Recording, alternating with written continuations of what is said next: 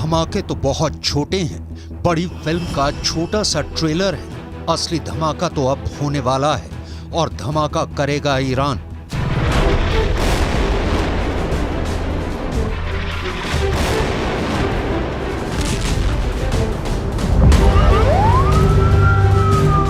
Iran ने अगर बम फोड़ा तो वो दुनिया का आखिरी बम धमाका भी साबित हो सकता है, क्योंकि वो ऐसा ब्लास्ट होगा जो पूरी दुनिया की चीथड़े उड़ा देगा। ऐसा ब्लास्ट जिससे बचना नामुमकिन होगा।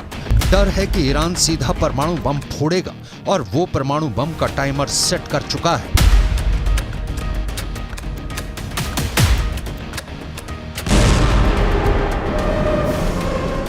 ईरान गुस्से में है, बहुत गुस्से में है।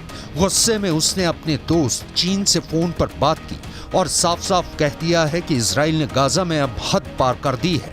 उसने ईरान के सब्र का बांध तोड़ दिया है, इसलिए अब बहुत बड़ा ब्लास्ट होगा।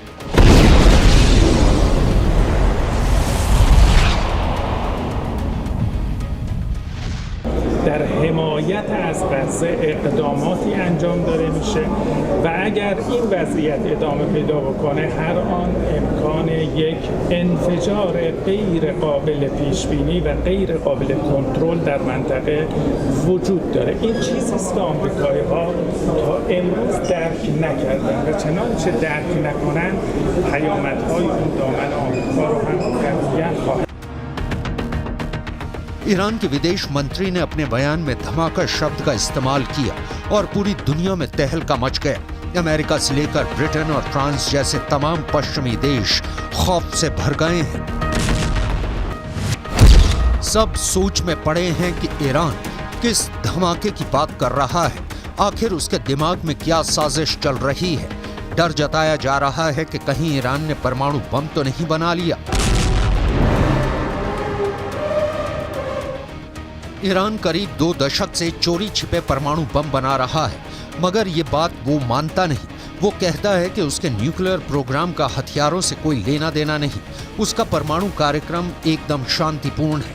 मगर करीब 6 साल पहले इजराइल ने बाकायदा सबूतों के आधार पर ईरान के परमाणु कार्यक्रम का भंडाफोड़ किया था।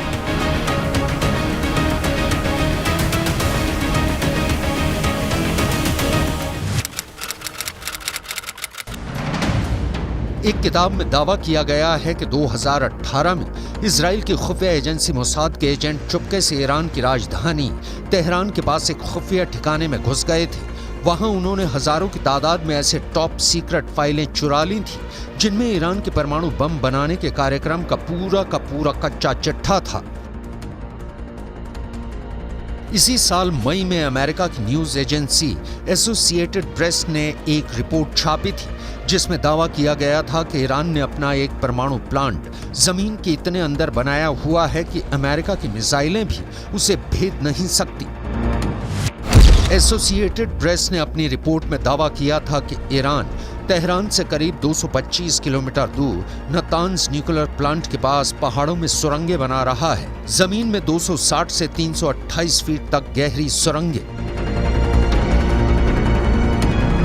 यह गहराई इतनी ज्यादा है कि माना जा रहा है कि अमेरिका के बम भी ईरान की सुरंगों का कुछ नहीं बिगाड़ सकेंगे। यूरोप के भी कई देशों की इंटेलिजेंस रिपोर्ट कहती है कि ईरान परमाणु बम बनाने के इतने करीब पहुंच चुका है कि वो बहुत जल्द अपना पहला परमाणु बम टेस्ट भी कर सकता है।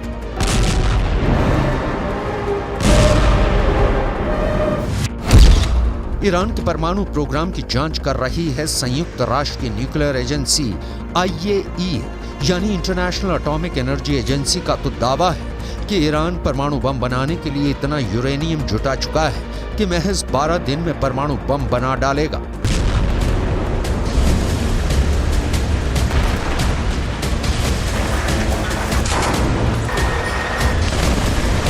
ये दावे डरावने हैं, क्योंकि जब से हमास ने इजराइल में घुसकर हमला किया है तब से ईरान के न्यूक्लियर प्रोग्राम से पूरी दुनिया का ध्यान हटा हुआ है। ईरान के जिस परमाणु कार्यक्रम से अंतर्राष्ट्रीय मीडिया की नजरें नहीं हटती थी वो युद्ध की रिपोर्टिंग में लगा है। ईरान के परमाणु कार्यक्रम पर गिद्ध की तरह नजरें गड़ाए बैठे अमेरिका और इजराइल जंग में उलझे हुए हैं। रक्षा विशेषज्ञों का कहना है कि ईरान इसी बात का फायदा उठाकर चोरी छिपे धड़ल्ले से परमाणु बम बनाने में लगा है।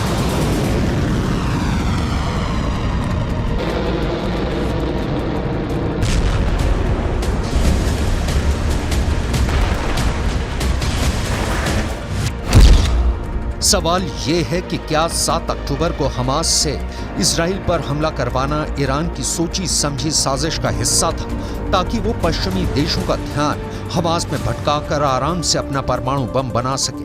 क्या बीते 2 महीने से ईरान परमाणु युद्ध की प्लानिंग कर रहा है? ईरान ने यूं ही तो धमाके की धमकी नहीं दी होगी, जरूर उसके हथियारों के जखीरे में ब्रह्मास्त्र आ गया है। ईरान की धमकी का मतलब है पत्थर की लकीर। अब वो दोबारा नहीं चेताएगा, बल्कि सीधा अटैक करेगा।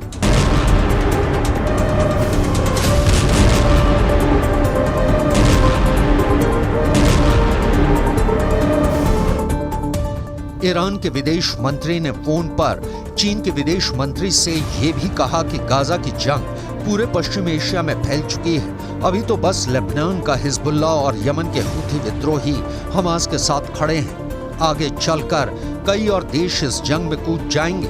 ऐसे में अगर इजराइल ने अब भी हथियार नहीं डाले तो फिर जंगों का ऐसा विस्फोट होगा जिसमें पूरा का पूरा पश्चिम एशिया तबाह हो जाएगा।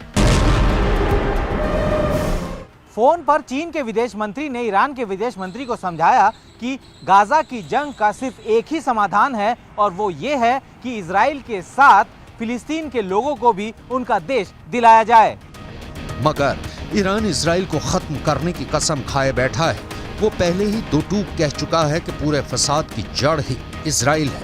इसलिए जब इजराइल नक्शे से मिटेगा तभी पूरी दुनिया में शांति आएगी।